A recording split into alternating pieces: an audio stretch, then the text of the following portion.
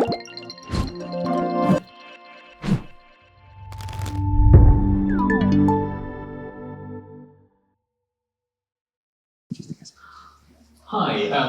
welcome to the session about Bridge Command. My name is Andy Barnes. I am work for a company called Entourage, and we sort of oversaw the development and project management of this piece of work. And we thought we'd bring together some of the key players just to talk about it and talk about what we did, how it happened, and what some of the special things about it are. Well done for finding the session. We had to make a last-minute change of time slots. I can now reveal the reason for that time slot change was because there was the potential for Strictly Come Dancing to come and film a segment on Bridge Command's set this afternoon. They were teasing, sadly, but it might still happen. So, something like that. Thank you for bearing with the time change and for accommodating us. So, just very quickly, just going to introduce yourselves, who's up here, and then we'll start talking about what it was. Hello, my name is Tom Black. I'm the Executive Director of Bridge Command, and I was involved in creating the original version back in 2019, which was his idea. I'm Owen Kingston. I'm the Artistic Director of Bridge Command and Parabolic Theatre, and yes, I'm responsible for the madness. Hi, I'm Dan Hughes, and I'm from Illusion Design and Construct, and we were responsible for the technical design and construction of Bridge Command. Hello, I'm Sam Clear. I'm from a company called Clockwork Dog, and we did the kind of show control tech that integrated the computer game with the show technical systems. Great. So just to help us sort of steer about how to make sure we give everyone what they want to understand, in the room, who is interested in the particularly technical side of what happened, the ones and zeros? Yeah, great. Well, I don't sort of sound. And who's interested more in the sort of the creative, the direction, the sort of touchy beat stuff? Oh, great. Good. Okay, fine. So we're gonna. You're good. You're good. Okay. So where should we start? Should we start? Tom and Owen, do you want to explain a little bit about what Bridge Command is, what the audiences do, and why they're different from other immersive experiences? Yeah, Bridge Command is a starship bridge simulator at its core, where you and a bunch of friends can board your own starship and be the bridge crew, kind of like in Star Trek or other similar TV series. I have to say for legal reasons. And that's it. That's the core of it. You go off and you fly missions that feel a bit like episodes of those sorts of sci-fi TV series, and you become the stars of your own adventure. Amazing. Okay. Before we get into sort of how it's conceived and how it's sort of developed, I thought, well, what just quickly show you is a quick video. So this is Illusion did this video. So there's lots of people with tools and carpentry sort of doing fun stuff.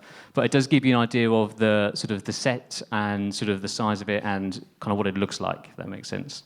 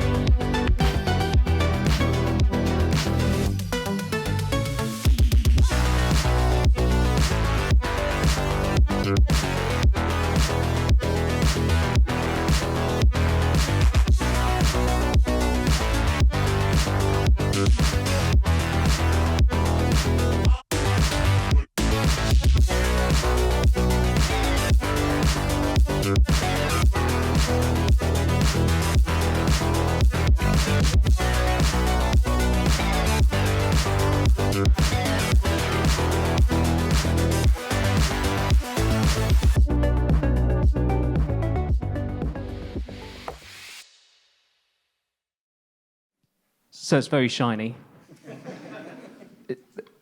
That's where we ended up. Where did it start? In the basement of a carpet factory with a set made out of random bits of crap, basically. In fact, to be honest, it probably started a lot before that. Sometime between 2010 and 2013, and I can't be more specific than that. And I only know it's between those dates because it was after my son was born, but before my daughter was born. Sometime in that gap, a friend of mine who sadly doesn't work in theatre anymore sat down one evening and we started talking about, wouldn't it be cool if you could have an immersive participatory show set on a starship, where you were the crew of a starship. And it was years before we had the opportunity to actually try something out, because it didn't have a place to build it, didn't have any money to build it with. It wasn't until we'd established Power Product Theatre and we'd had some successful shows that we actually had enough money in the bank to give something like that a go. And we did it in the most low-budget way imaginable. Does anyone here see the 2019 version of Bridge Command? Yeah! A couple of hands at the back there. So you know what I'm talking about, yeah? It was very, very... it was made out of old flats we had lying around. Some bits of it were literally made of cardboard. We ran out of wood. Yeah. We did it to test the concept. We put this thing up for initially only going to be for a week, just to see how people would interact with the bridge simulation software, whether that would be a fun experience. And it sold super fast, so we did 2 weeks, and that sold. And then we thought, we'll just leave it running, and we'll test whether we can make multiple episodes, whether people will come back for that. And they did. And that was the origin of it, was that really sketchy, very low-budget attempt. I mean, it's a really interesting case study in prototyping immersive experiences, which is something which I know a lot of people have been sort of trying to work out how to test the ideas before they sort of go seeking investment or put their own money into things. But it's all based around this bridge simulation software, and you mentioned that now, and you, in a sort of throwaway remark, as if that sort of thing is the sort of stuff you usually come across. But tell us a little bit about what is that sort of heart, sort of both creatively and technically, to the whole experience? Well, the very first piece of bridge simulation software in that modern sense was Artemis, which anyone's ever played any bridge simulation games before, you'll know about.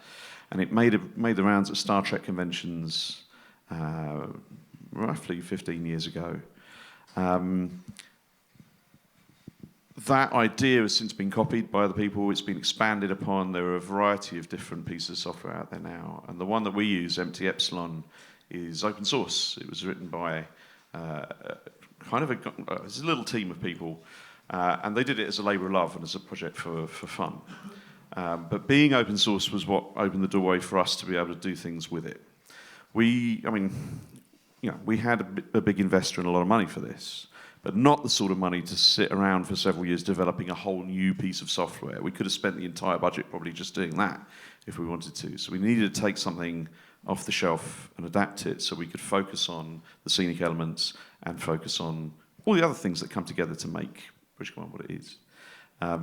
But it is that game at the core of it which enables it, that immersive sense of being on a starship, flying it for yourself. And this is essentially a open source piece of software which allows you to set up different computers as different stations on a bridge, on a starship bridge, yeah. As if you're doing a IP adjacent, my new term, starship, Yeah. a Star Trek experience. Yeah. Yeah. Yeah. So we've got we have a whole bunch of different stations on our bridge. Each of them is completely unique, and they all work together to allow you to fly the ship and use all of its systems. And that's a huge part of the core of the fun of it, is all the people on the bridge have to cooperate, work together to make sure that the ship doesn't sort of fall apart, basically. And this is kind of that context, isn't it? As theatre makers, finding a interesting piece of open source gaming software and basically kind of going, we can build a theatre show around this. Yeah, and the key with that piece of software was it already had built into it interactivity with sort of theatre tech.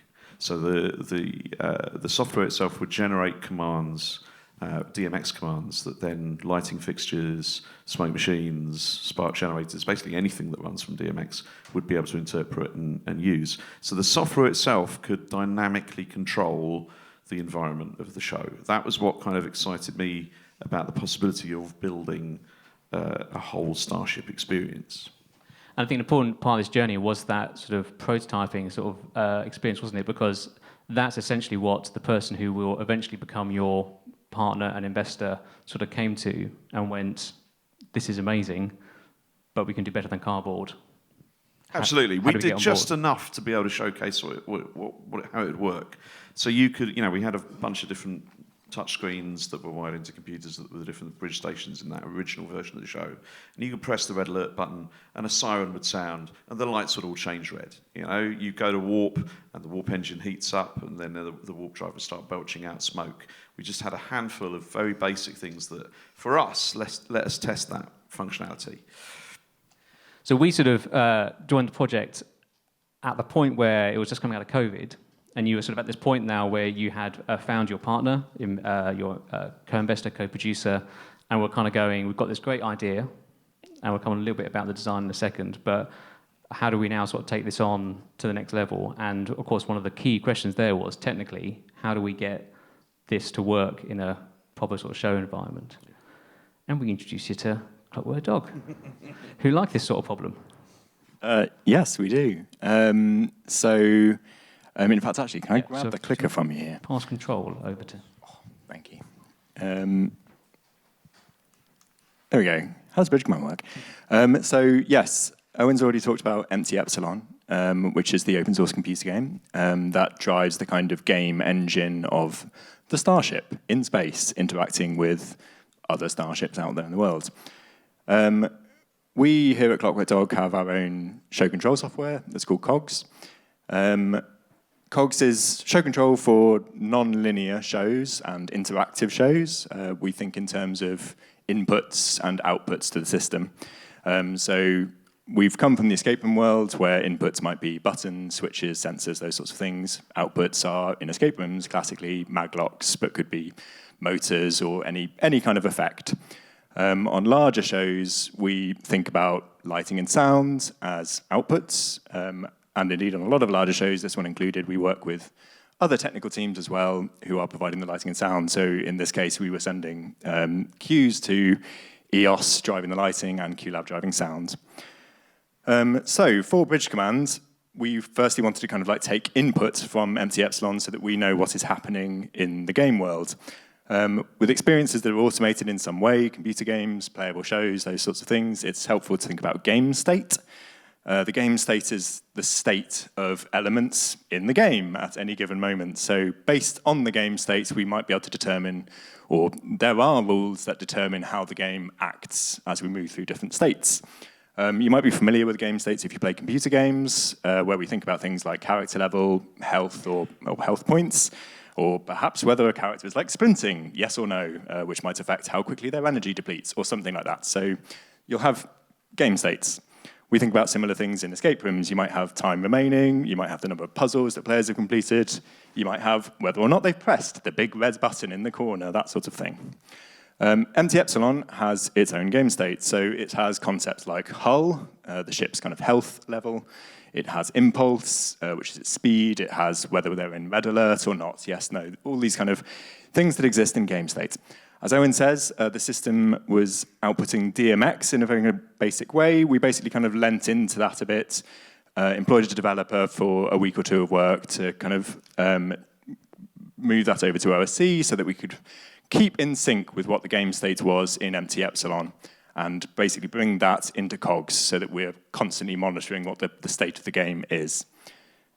That allows us to do various things. So, for example, when the ship takes damage in the game, we can see the hull value drop. So then in COGS, we say when the hull value changes, calculate the difference, so see what that hull value has changed by. And then when we see that the difference has changed, if the difference is quite small, we send one sound cue for a little bit of damage to the ship. If the difference is in the medium size, then we send QHH3 to signify kind of medium damage to the ship. And if it's taken more than 80 damage, then we send HH4, which is kind of major damage to the ship. So here's how that appears in cogs. It's all very simple, kind of when the hull state changes, calculate the difference. And then when the difference changes, if it's between certain values, send OSCQ HH2. So it's all quite simple stuff, but just by tracking the state of the game, so looking at the whole value. So that's how we get inputs from empty epsilon. Obviously, we want to get output back into empty epsilon as well. So in bridge commands, players can be interacting physically with the starship itself. They can be taking fuel rods out or putting them back in again. They can be swapping fuses around for different systems. They can be, the example I've used here is initiating the self-destruct sequence by inputting codes on keypads. We've also got the game master, who can also be input into the system themselves. So we're getting a lot of physical inputs in the space, so we want to be able to input back to empty epsilon to basically change the game state based on how the state of the game is changing physically in the set. So we want to be able to communicate back to empty epsilon. So for example, when the players initiate the self-destruct sequence on the ship, we set the self-destruct state to active and start a countdown. When that countdown reaches 0, we destroy the ship entity in empty epsilon. So we blow up the ship. Again, here's how that lays out in cogs. I'll just skip through this, but essentially it's what I've just described laid out there. When people complete the codes for the self-destruct sequence, make the sequence active, start a countdown. When the countdown reaches 0, change the state to kaboom. When kaboom, at the bottom of the list there, bridge command, empty epsilon integration, destroy the ship. So then, because we've also got the players and the GMs inputting to empty epsilon itself via the touchscreen interfaces on the ship, crucially, we've basically got the players and the GMs like at the top of this tree. I think that's the most important thing. Like all of the OSE and HTTP aside, the crucial thing I think about the control here is that it's basically players and GMs that are in control. What that means is that it's all entirely reactive to player action. So when we slide up the impulse slider, for example, on the control touch station that controls the ship's movement, we're hooking that impulse value into QLab, into the sound system, so that we can kind of bend the pitch of the engines up as you slide your finger up. So you can physically push your finger up on the slider and you can hear the engines rev up around you on the ship. Similarly, if you were to go through to the fuel rod station and remove all the fuel rods from the ship, then you can see the engineer at their station can see the energy drop down to 0. We can power the lights down into their emergency lighting state. You can hear everything power off. So it's all very reactive to actions on the ship. I just also wanted to quickly talk about game masters, because what we've done in COGS as well is provide a kind of GM interface back of house, so the GMs can monitor things like the fuel rods on the left-hand side there, so they can kind of monitor what state the game is in. They can do basic interactions, so we set up a whole comms system that I won't go into the detail of now, but there's a comms system that will allow the GM to communicate with players and for players to communicate with other stations between themselves on the ship. But then on the right-hand side, we've got tools that let them interfere with the system as well. So again, it's about human control into the tech. I was just listening to the Coney talk previously, and they talked about how tech is always at its best when it's facilitating kind of human interaction in these sorts of shows, when it's facilitating human creativity and interactivity. And I think tools like, for example, the medical scanner here on the right-hand side, we can see when players are using the medical scanners on the ship, but what that outputs is very much in the hands of the game master. So they can use kind of predetermined drop-downs if they want to, or they can write in a kind of simple plain text custom diagnosis to feed back to the players if they want to. So in this case, they're feeding back space measles as a diagnosis to players. So they can really kind of play with the game. It's all about providing a suite of tools to allow people to play. I think that's one of the interesting things about the way you guys work with some of the other technical departments, because we should sort of shout them out because they couldn't be here today. But so Adam Povey's team did all the lighting for the show, which is beautiful. and David Gregory and his team managed all the audio integration. And what we've done with the game, I mean, obviously the game as it comes out of the box has some sound effects on, but none of them really sort of landed what we wanted to do. So David's put an entire sort of theatrical level of, complete sound design across the whole thing, all of which is triggered from these OSC messages out of cogs. And lighting, obviously, as well, sort of follows that in the same way. Very much extending the game in a way it was never really designed to do.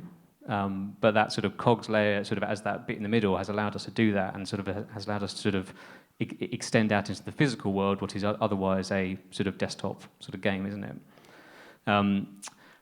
Let's talk a little bit more about the role of our GMs later, but let's also just touch upon like the physical design of it as well. So at the same point, we sort of brought in cogs to kind of help us to do the technical translation bit. How do we get this digital thing into the real world?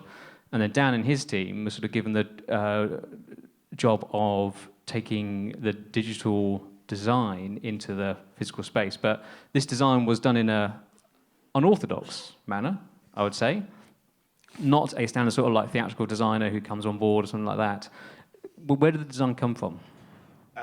Initially, it was a bunch of scribbles on bits of paper of a rough idea of what we thought we wanted. But then we went looking for somebody who actually had experience of designing starship bridges. Turns out that's quite hard to find. And there was quite a hunt for somebody who could... We tried a couple of people who we thought might be able to help us before we found this guy, Tadeo Doria, who... His entire job is designing starship bridges. He's Argentinian, and he basically designs in Blender starship bridges for wealthy, mostly American Star Trek fans who want their own starship bridge. And if that isn't an aspirational career role for you guys, I mean, I'm just saying, manifest it, it will come. And we knew we found the right guy. We got him to design one of the bridges because we wanted 2 different ship sets. And we all just looked at this design and thought, yeah, this is the one. So this is some of the original renders that we sort of got given when we sort of turned up. This was like the original sort of like, this is what we think the layout's going to be. This is some of the original sort of Blender renders that we sort of had to work with. I think actually there's even a little fly-through that he did as well. If I can get that to play. Let's have a look.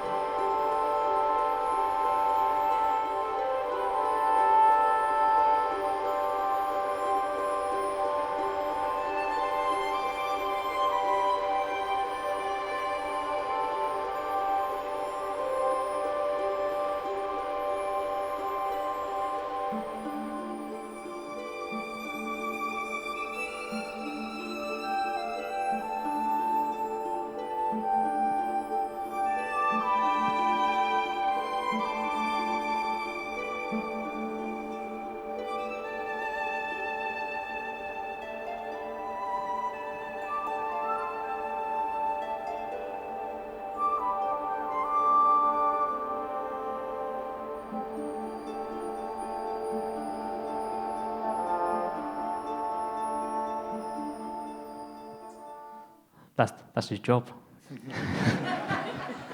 It's nice work if you can get it. I mean, it's great, isn't it? So Dan, Illusion, obviously, well-known theatrical scenic company. When we sort of came to you and said, we haven't got a designer on board, what we've got is this beautiful Blender model made out of pixels and dreams, as opposed to physical things like structural integrity, where the aircon's going to go, is it building regulation compliant? Could you help us make this? How do we end up with what we ended up with? Well, it was a bit of an absolute dream, really, actually. We quite often get handed a design at a completely non-compatible venue to put said design into. And on this occasion, we were given sort of a portion of a design and a completely non-compatible venue to put it into. But what that allowed us to do, because we had that, quite a detailed Blender design of a bridge, that was a bridge. We needed 2 bridges plus 2 rest of the ships, and we had to get these things into 2 railway arches in Vauxhall. But it actually meant that we could design the layout and the various different sections of the ship around what we had to play with, which was really useful. It was still incredibly challenging. We didn't really make life easy for ourselves. We were wall-to-wall scenery in the end, which, you know, had its own challenges. There was no backstage. We couldn't get behind any of this set. So, and the amount of tech we're talking about integrating, we had to make sure that was all accessible from the front. I think we lent into a lot that the whole thing was designed around practicality. And I think if Elon Musk was designing his spaceships now, he would probably look at practicality first and how it looks second. And I think in a lot of ways that's... I wouldn't put money on it.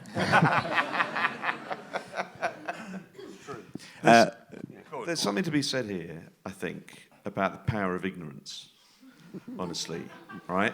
I watched a clip a couple of weeks ago. That is Elon Musk all over, isn't it, really? Yeah. There was a thing on I think it was YouTube or something, of Alfred Hitchcock, an interview with him in the 1960s, talking about, you know, his work. And somebody was saying to him, how have you innovated? You've created all these incredible bits of technology to make your work. How have you done all of that? And his answer was ignorance. Nobody told me I couldn't do it. When I first had the idea for Bridge Command, I'd never made an immersive show before. You know, this is probably the first immersive idea I've had. By the time we actually came to make the show, Tom and I had done some shows together. We'd had some experience. And one of the most valuable things we've had on this project in particular was our key investor, a guy called Sonny Schneider, who is a brilliant example of what businesses would call a naive expert, in that he's done brilliant things in completely different industries, but has absolutely no experience of the theatre industry or anything, or immersive or anything adjacent to it at all. And so he would come in sometimes with crazy ideas, or, you know, takes things that we'd thought about and dismissed. And so, well, why don't we just do that? And we would then have to come up with all the reasons why we're not going to do that. And sometimes there were very valid reasons not to do something. But sometimes in the process of interrogating yourself, you think, oh, shit, yeah, no, maybe we can just do that. You know, this industry, you'll hear people today talking very confidently and very coherently about their practice. But this industry is barely 20 years old at best.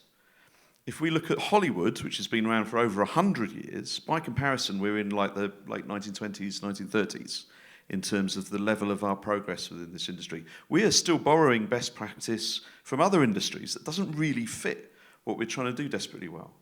So sometimes being a bit ignorant and just saying, nailing your stake in the ground, being, we want to build that and we'll find a way, is really powerful in terms of innovating. I think so, and I think it's also that looking to not necessarily do what you've always done. So, like I know, like when we, for those who've ever been to Bridge Command, there's a lot of sliding doors. You know, IP adjacent. You know, the sound is scarily similar. But that was one of the challenges that we had, wasn't it? Because one of the things that we looked at first, you know, our initial sort of thing was, well, in the theatre we use triple E track. Bass standard sort of thing, use the thing, but expensive when you're doing 18, 19, 20 doors. And then, you know... Very, very expensive, and it didn't tick all our boxes by any means. You know, where this was completely different from working in the theatre is once those doors had automatically shut behind you, you were trapped in that room unless you could scan your hand, unless there wasn't enough power on the ship, by which point you're stuck in there and you can hotwire. I won't give too much away. But so in the case of emergency, all these doors had to open simultaneously to make sure people could get out in the event of a fire, and that's just something that wasn't something you could get from a theatrical supplier off the shelf, but it occurred to us it is something you can get from a commercial supplier. So we went down that route. Slightly more tricky in terms of implementation and things like that, but yeah, it was sort of thinking outside the box and I suppose blending sort of traditional theatre with more standard and commercial Yeah, so because they're all retail motors, aren't they? So stuff that you'd usually sort of find on shop fronts, usually with like nice glass doors, are now sort of floating around with starship doors. And then sort of working with Clockwork Dog to kind of work out, okay, so how do we control them using OSC, which is, you know, surprisingly they weren't built with it, but we can find a way. So I was thinking around those problems, isn't it, in terms of like, we think we've learned an awful lot and borrowed a lot from the escape room world as well with some of the games and some of the way we've implemented some of that, haven't we, as well? Yeah, completely. I think we're very much from the escape room world in that sense of, again, like it being in player control. Like you'll have seen from the screenshots I popped up, we think in terms of when this, do that, rather than kind of cues in the traditional sense you might get in theatre. It's much more behaviours are what we call them, when this, do that. So in the doors sense, it's kind of like when the touch sensor detects that someone's put their hand against the hands, fire the relay that opens the doors, etc. And then all of the kind of escape room fun that you can bring in once, again, you start to introduce the concept of a game state or kind of variables, like have they done this, yes or no, whether they're in red alert state, yes or no, whether the ship has power, yes or no, then you can start to build out on the kind of doors behaviours. So like, oh, actually you can't open the doors at the moment because you're in red alert or because that part of the ship has been blown off, and so therefore opening the door would just be the vacuum of space behind it. So yes, it's starting to introduce kind of escape room concepts or game concepts, I guess, to theatre experiences. There's a really nice example of exactly what you're just saying there, of how it's elevated the degree of consequence that we've been able to give players. I mean, as Owen's been making for many years various immersive shows, this is a great chance in Bridge Command to, like you just said, it's not like, to use that example, it's not like a section of the ship is now on fire because a certain point in the show, 43 minutes in, has been reached. That it's not all on rails like that. It means that if you find yourself in the situation where your captain, another player, is saying to you, right, get to the back of the ship, go and change this fuel cell, we've got about 30 seconds before we run out of energy, that will be happening because of the things you've been doing over the last 40 minutes or whatever that has happened that has lowered your energy. Maybe you've taken some damage, or maybe none of those things happened. So you're actually not going to go and do that. You're going to go to a completely different part of the ship and fix something else. Or maybe you're doing really well, you don't have to fix anything. But we don't let you do really, really well. And I think that's been one of the interesting things, sort of for me and some of the other team, like the lighting and sound team that work on this, because we've done a lot of immersive theatre together. And immersive theatre, there's a level of agency, there's a level of choice, but there's usually some sort of rails that you're sort of working through in some sort of linear fashion. And Owen, from the very beginning, was always bashing us over the head, aggressively sometimes, basically saying this is not a linear show. This is a free space where anything can happen. And the way that the COGS dashboard, which I wish I had a picture, I might put a picture in the video edit as if I planned it.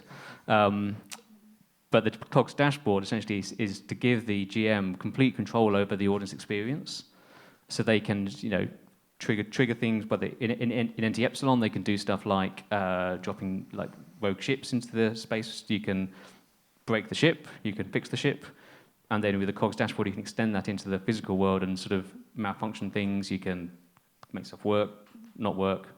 Yeah, I think a good comparison here is with the concept of dungeon mastering, perhaps. If anyone's played D&D games or anything like that, you might have come across the concept of a dungeon master or a games master who kind of, or if you played the game Mafia or Werewolf, the kind of person that runs that sort of role, like someone who runs the game, basically.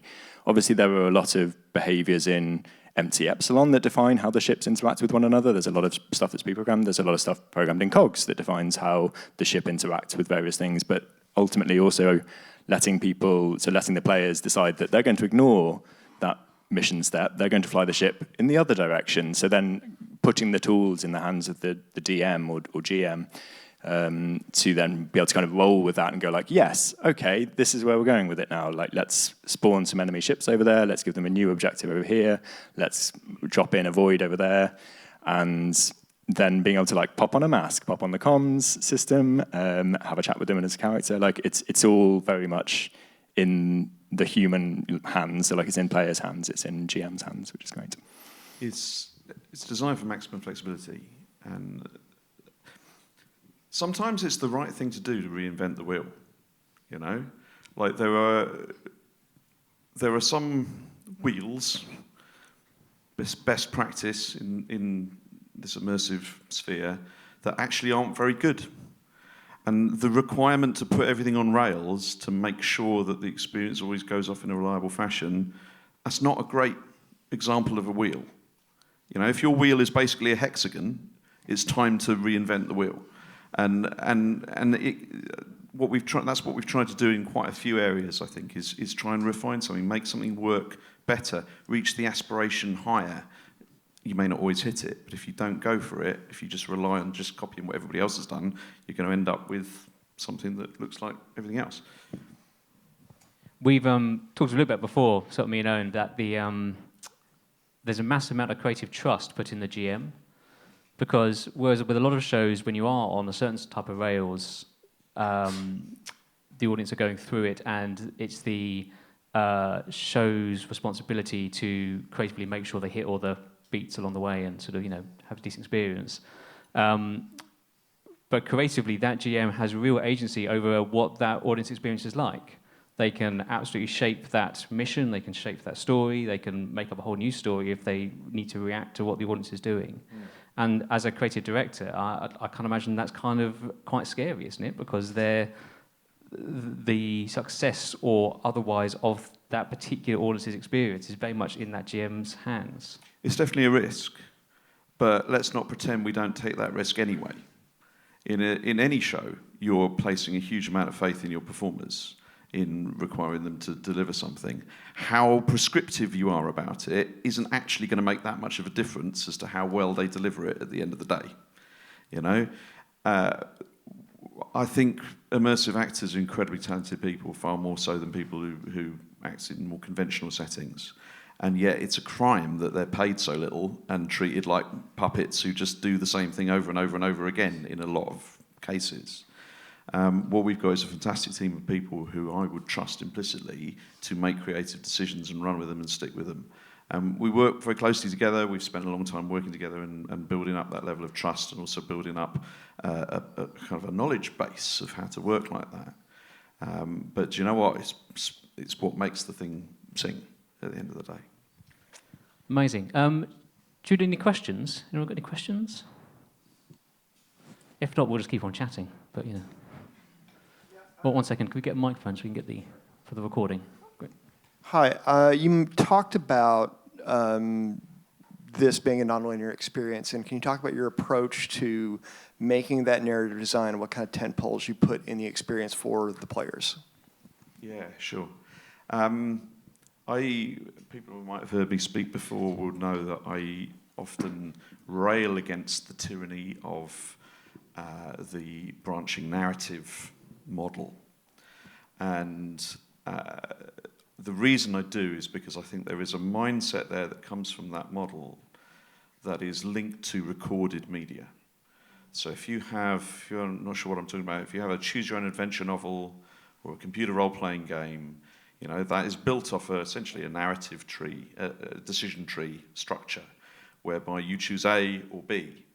But you can't choose C if C hasn't been pre-baked into the game, because obviously it's, you know, the person who wrote the computer game is not going to come and sit next to you and change the game on the fly based on the things that you decide make sense to you that you want to do. Obviously it can't, because it's a recorded media. But when you have a live experience, the USP of that is that there are real people in front of you with brains who, in theory, can adapt on the fly to the things that seem logical to you. And so why would you straitjacket those people by giving them a predefined set of options? Why not let them react to the audience in a meaningful manner? Now, the obvious answer to that question is, well, wouldn't it just dissolve into chaos? And it can do if you don't put some structure in place. So we use a very simple kind of movie-style 3-act structure for most of our shows, which place important emotional beats that you would find in that kind of familiar movie structure world.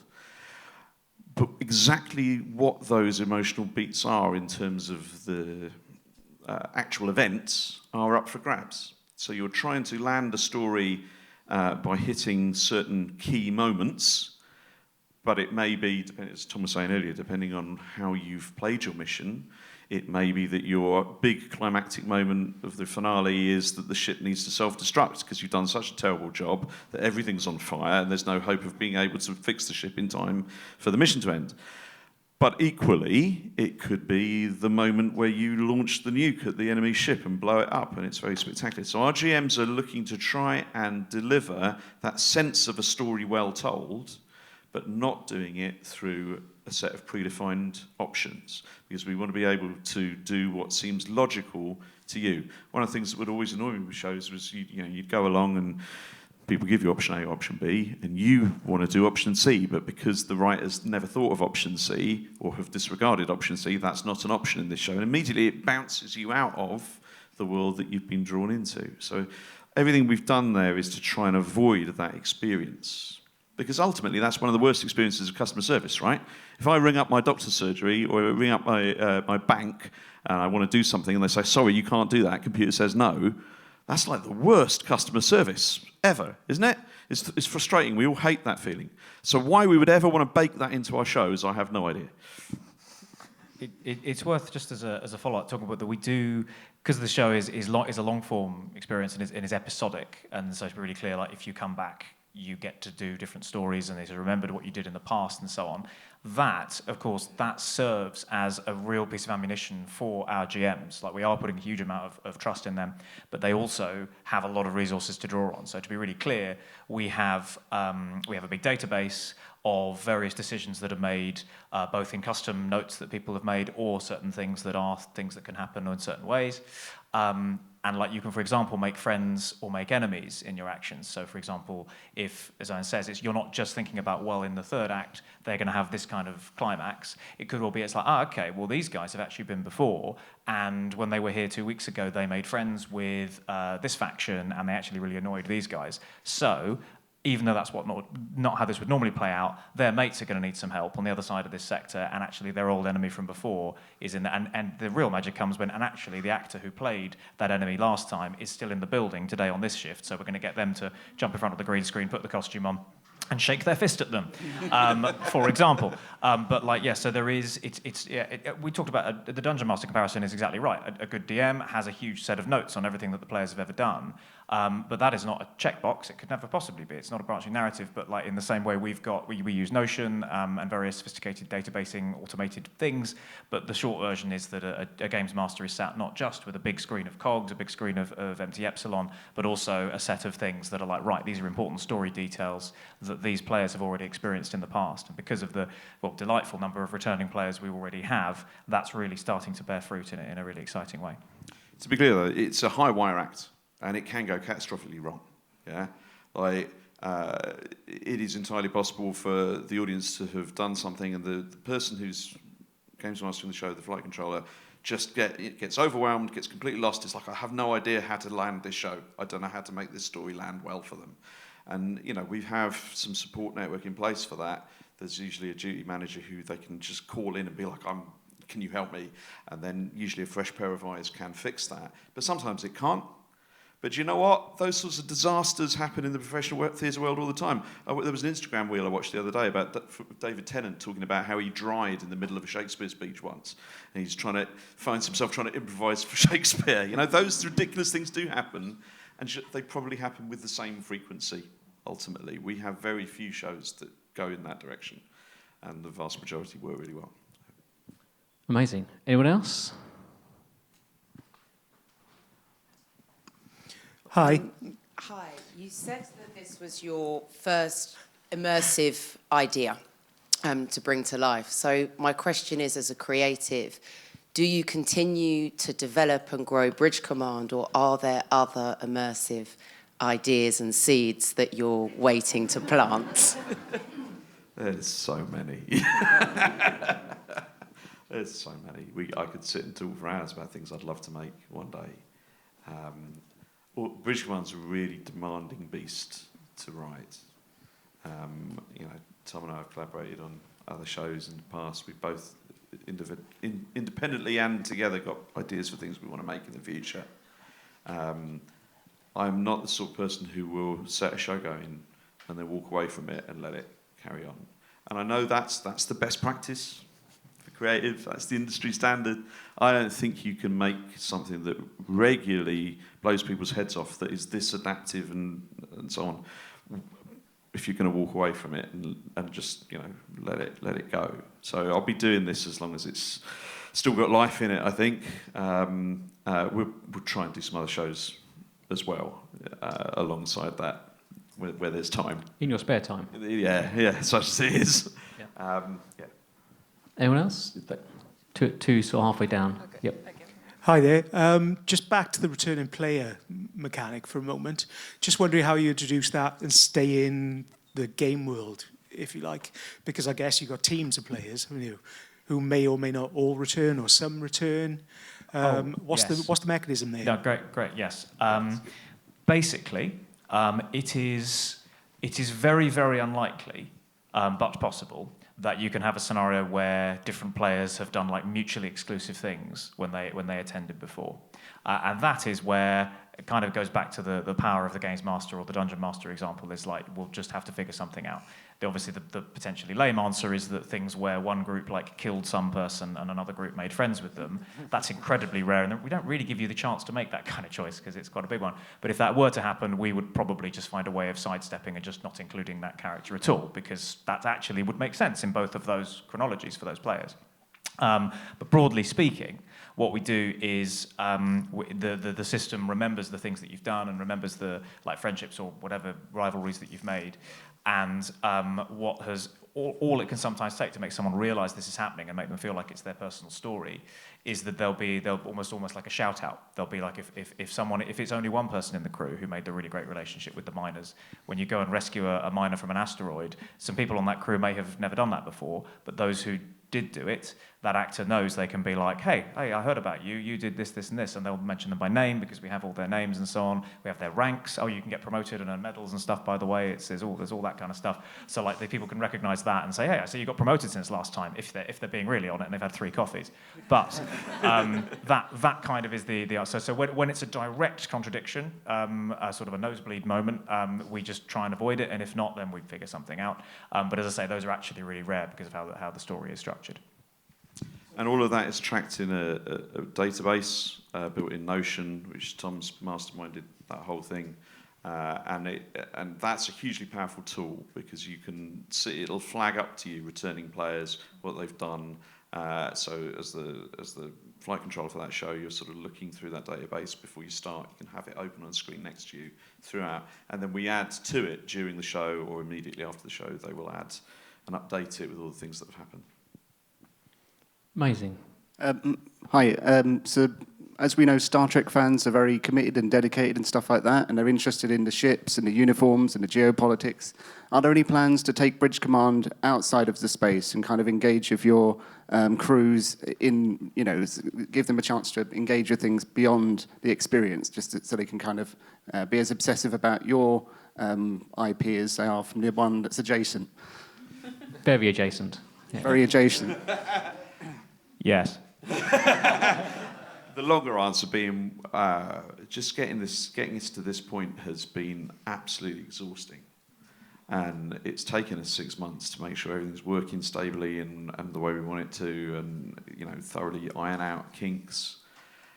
So we're only really just beginning to think about those things now. There are plans to introduce a Discord server where people who are returning crews can chat to each other, because one of the problems we've identified is people want to be able to play regularly, but maybe they can't get all their mates to be free at the same time. So having like a matchmaking service where you can meet other people who are keen to play and then go together, that's something we want to provide.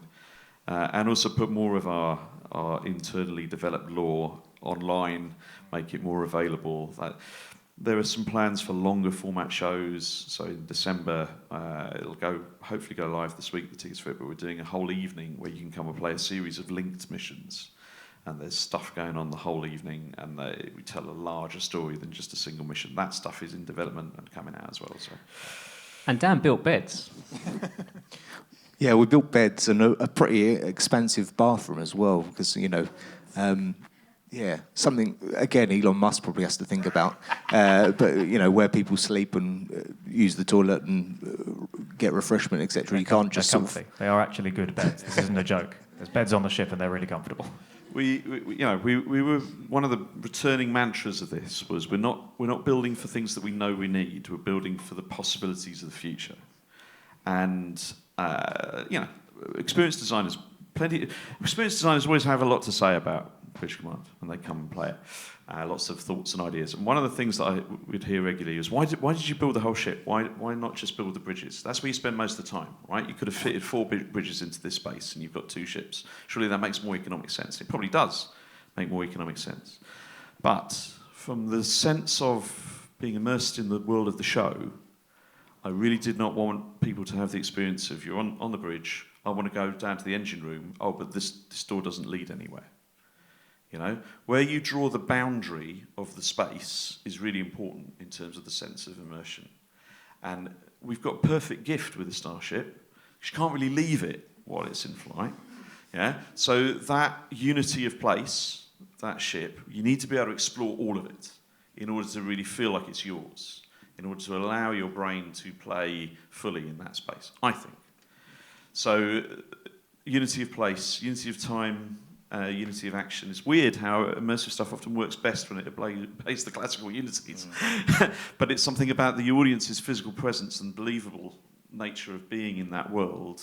Having those unities really helps with that. And that was something that was really quite difficult from a construction point of view. I mean, from the outset, Owen and Tom were very adamant that everything that looked like it should be able to be interacted with could be interacted with, which... No false buttons. No false buttons, no false Toy Story doors. when Buzz peels off the sticker on his arm and the buttons aren't really there. We never want to give people that feeling. It's like, Yeah, so I think where it was different to other immersive experiences we've done is, there's no entry sign on the door because, that's backstage and that sort of thing. And fake buttons just for the sake of set dressing. Everything you can touch, you can interact with. And that adds a massive level of complexity. Yeah. And again, flies in the face of best practice. If you're in Sarah Thatcher's brilliant talk about Disney's best practice, that idea of Smuggler's Run, the Millennium Falcon, where you go in and it's trying to give you the minimum level of interactivity to feel like you're playing. That's just not good enough for me. I feel cheated.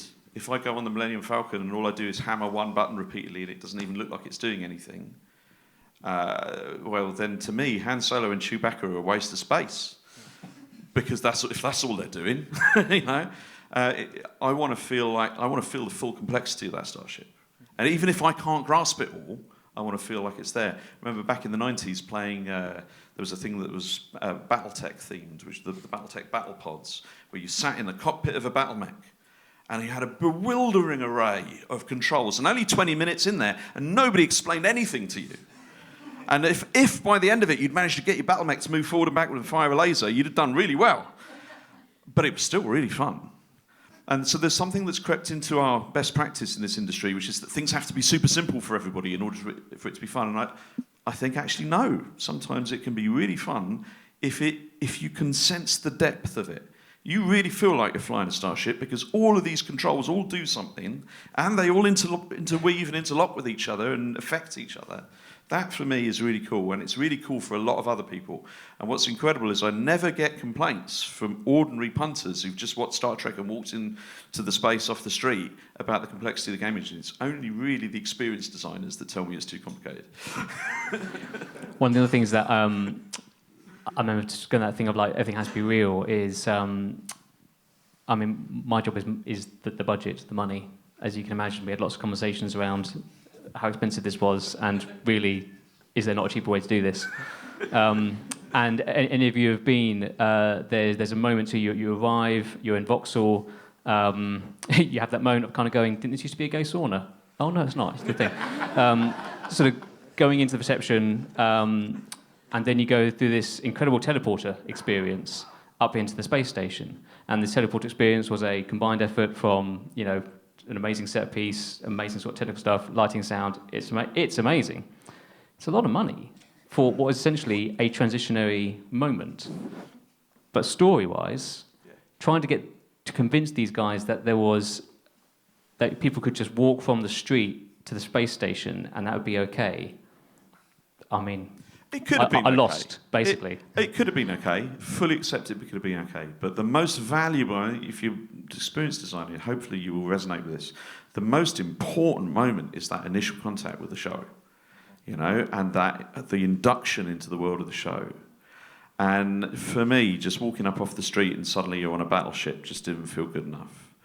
And so that idea of, I'm going to walk into a teleport, I'm going to be teleported, I'm going to get into this revolving room which I do not know revolves, I'm going to walk in through a doorway and walk out through the same doorway, but I'm in a different place. Giving away all the secrets, Owen. But that is magical, and it's the first thing that you do.